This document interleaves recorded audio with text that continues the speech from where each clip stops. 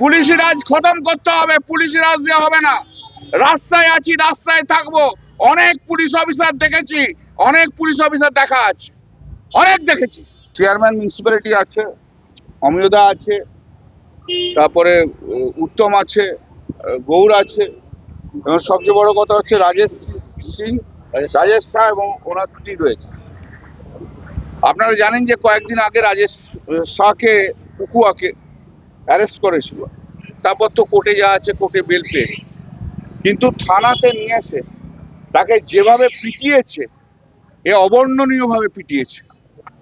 যেভাবে পিটিয়েছে, ওকে গালাগাল দিয়েছে, আমাদের সম্বন্ধেও অনেক কথা বলেছে। কে তোদের কল্যাণ দেখে নেব, কে তোদের পাপ্পু সিং আছে তাকে ঢোকাবো। আজকেও যখন জমা দিয়েছি তখন বলছে যে আইসি বলছে যে সব ঠিক আছে, আমার কোনো আপত্তি নেই, সবাইকার কমপ্লেন নিতে হবে, কিন্তু বিজেপির বিরুদ্ধে কমপ্লেন হলে কি হবে? বিজেপি যে গুন্ডামি মস্তানি করছে, কোথায় কি হবে?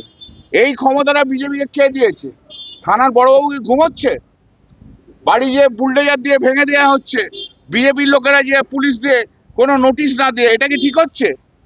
পুলিশি রাজ চলছে পশ্চিমবাংলায়, একদম অটোক্রেসি চলছে, পুলিশি রাজ চলছে। কালকে ওই ডানকুনিতে পরশুদিন সূর্যকে ধরেছিল, হ্যান্ডকাপ করে নিয়ে এসছে, রাত্রি 2টোর সময় অ্যারেস্ট করা হচ্ছে। গোড়ারা পুলিশি রাজ চলছে, আর বিজেপির গুন্ডাগার্দি চলছে। বিজেপির গুন্ডাগার্দি, পুলিশের ক্ষমতা নিয়ে পুলিশের এইসব করা হচ্ছে। শুভেন্দু অধিকারী মুখ্যমন্ত্রী বলে দিয়েছে সব জায়গায় তৃণমূলের ছেলেদেরকে তুলতে হবে। ও তো বলেছে 12,500 ছেলেকে তুলবে, বলেছে না? 12,500 ছেলেকে তুলবে। এগুলো তার নিদর্শন হচ্ছে 12,500 ছেলে। আর আমিও শুভেন্দু অধিকারীকে বলে দিচ্ছি, মুখ্যমন্ত্রীকে, আপনি যদি 12,500 ছেলে তোলেন, আমি এবং আমার সহকর্মীরা 12,500 ছেলের পাশে সঙ্গে থাকবো। ছাড়বো না, কিন্তু ছাড়বো না আমরা। পুলিশি রাজ খতম করতে হবে। পুলিশি রাজ দিয়ে হবে না। রাস্তায় আছি, রাস্তায় থাকবো। অনেক পুলিশ অফিসার দেখেছি, অনেক পুলিশ অফিসার দেখা আছে, অনেক দেখেছি। 45 বছর রাজনীতি করছি, সিপিএম এর বিরুদ্ধে লড়াই করে এসছি, আবার নয় বিজেপির বিরুদ্ধে লড়াই করব। এই পুলিশি রাজ খতম করতে হবে। পুলিশ দিয়ে সরকার চালানো যায় না। প্রথম দিন থেকে যারা পুলিশ দিয়ে সরকার চালায়, তাদের মতো একটা অপদার্থ মুখ্যমন্ত্রী হতে পারে না, অপদার্থ মুখ্যমন্ত্রী। আবার আমরা আগামী সপ্তাহে প্রোগ্রাম নিচ্ছি, আপনারা দেখতে পাবেন, আপনারা জানতে পারবেন। চলো। সকালে বলছে জেল তৈরি করা হচ্ছে তৃণমূলদের ঢোকানোর জন্য। এটাই তো হচ্ছে কথা।